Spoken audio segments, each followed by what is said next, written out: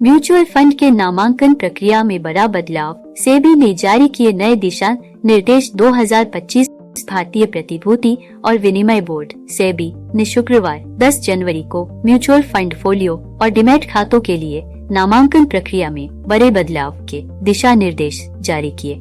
ये बदलाव पारदर्शिता बढ़ाने और प्रतिभूति बाजार में अनक्लेम्ड एसेट्स को कम करने के उद्देश्य से किए गए हैं। मार्च 1 से लागू होंगे नए नियम। सेबी के ये नए दिशा निर्देश 1 मार्च 2025 से प्रभावी होंगे।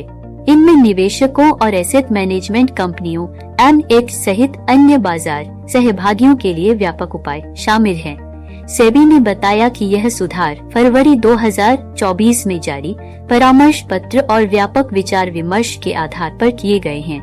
नामांकन प्रक्रिया में क्या क्या बदलाव। 1. सर्वाइवरशिप नियम का संशोधन। संयुक्त खातों में खाता धारकों में से किसी एक की मृत्यु होने पर एसेट्स सीधे जीवित धारकों को ट्रांसफर किए जाएंगे। इस प्रक्रिया से पहले के नामांकन या ऑपरेशनल मोड्स पर कोई प्रभाव नहीं पड़ेगा। 2. अधिकतम 10 नामांकनों की अनुमति। निवेशक अब एक खाते या फोलियो में अधिकतम 10 लोगों को नामांकित कर सकते हैं। निवेशकों को हर नामांकित व्यक्ति के लिए परिसंपत्तियों का प्रतिशत आवंटन तय करने का विकल्प मिलेगा। आवंटन न करने की स्थिति में एसेट्स सभी नामांकित व्यक्तियों में समान रूप से वितरित किए जाएंगे। 3. दस्तावेजी प्रक्रिया को सरल बनाया गया। नामांकित व्यक्तियों से एसेट ट्रांसमिशन के दौरान कोई शपथ पत्र, एफिडेविट या इंडेमनिटी नहीं मांगी जाएगी। सिर्फ डेथ सर्टिफिकेट और अपडेटेड केवाईसी दस्तावेजी जरूरी होंगे। 4. डिजिटल और फिजिकल चैनल का समावेश। नामांकन या नामांकन अपडेट के लिए निवेशक ऑनलाइन और ऑफलाइन दोनों माध्यमों का उपयोग कर सकते हैं। ऑनलाइन प्रक्रिया आधार आधारित ई साइन, डिजिटल सिग्नेचर या 2 फैक्टर ऑथेंटिकेशन।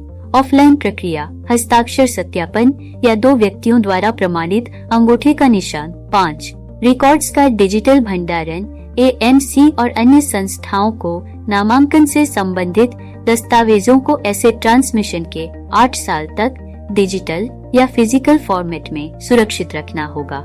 नए और मौजूदा खाताधारकों के लिए विकल्प। मौजूदा खाताधारकों को नामांकन में संशोधन या नामांकन से बाहर होने का विकल्प भी मिलेगा। यह प्रक्रिया सुरक्षित ऑनलाइन माध्यम से होगी जिसमें ओटीपी सत्यापन और वैकल्पिक वीडियो रिकॉर्डिंग शामिल है। एएमसी और डिपॉजिटरी के लिए दिशा निर्देश। Association of mutual funds in India AMFI और डिपॉजिटरीज को 20 फरवरी 2025 तक नए नामांकन नियम लागू करने होंगे। नामांकन और ऑप्ट आउट फॉर्मेट को डिजिटल और फिजिकल मोड में 15 मार्च तक अंतिम रूप देना होगा। 1 मई तक सभी संस्थाओं को इन दिशा निर्देशों के क्रियान्वयन की स्थिति सेबी को रिपोर्ट करनी होगी। सेबी के कदम का महत्व। यह पहल निवेशकों के अनुभव को बेहतर बनाने और प्रक्रिया को पारदर्शी बनाने के लिए महत्वपूर्ण कदम है। नए नियम न केवल नामांकन प्रक्रिया को सरल बनाएंगे बल्कि अनक्लेम्ड एसेट्स की समस्या को भी प्रभावी ढंग से कम करेंगे।